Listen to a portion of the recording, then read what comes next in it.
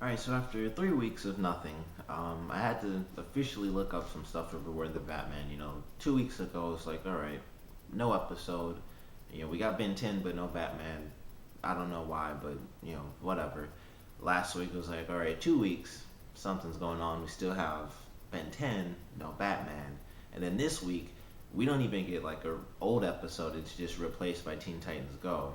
So, of course, I decided I had to look some stuff up, see is it canceled, what the heck's happening with Beware the Batman.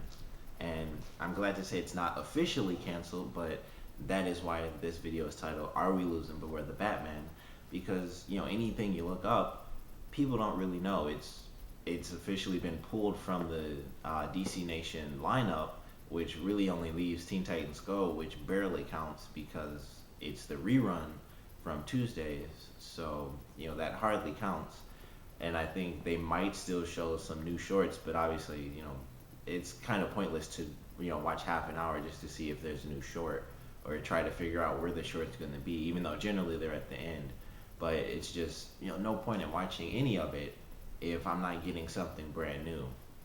So I have no idea if we're getting Beware the Batman, but they it was supposed to come on this week, I believe, but it was officially pulled from the lineup, and the episodes are supposed to be airing or finishing up or airing again. I don't know in January, but that's kind of what they did with Young Justice and Green Lantern. So it kind of feels like it's happening all over again, and it did affect. I feel like it affected more people during Young Justice because Young Justice, I feel, no offense to Beware the Batman, which I do like. I loved Young Justice because that was just an amazing show, and that had a bigger following not only because it was just very well done, but it had a complete season, and I think that season did have sort of a hiatus towards the end, if I remember right. But that had one whole season that completed, and then we did get like a promo, like, hey, here's a clip or here's a preview for season two. This is happening. It's going to be a full season two for like Young Justice Invasion, and we got the news like, hey, there's going to be a time skip and this and new characters and all this other stuff.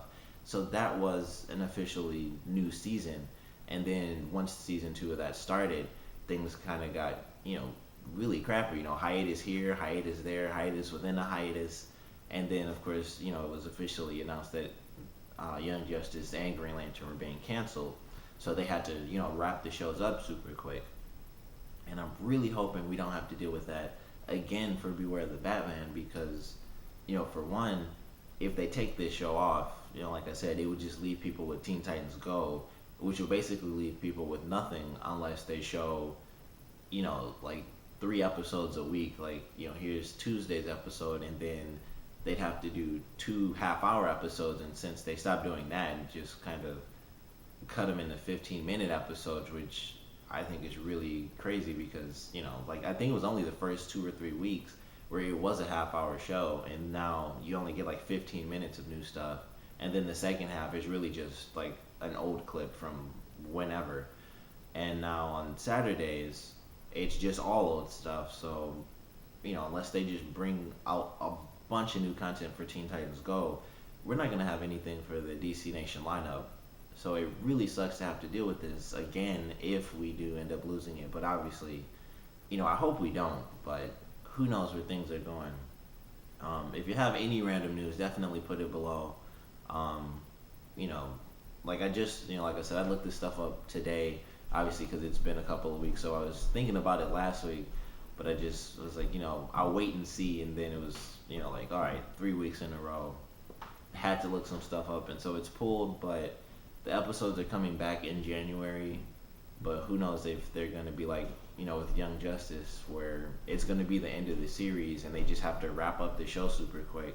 Because I was loving the show, I thought it was actually getting better. With each episode, we had Tatsu come in and she was working with Bruce, and it was getting better. Like I loved the latest couple episodes because she was not just fighting, but she was learning. So we got more story out of her and more development with her learning how to be a superhero and not just an assassin like she was when she was a member of the League of Assassins.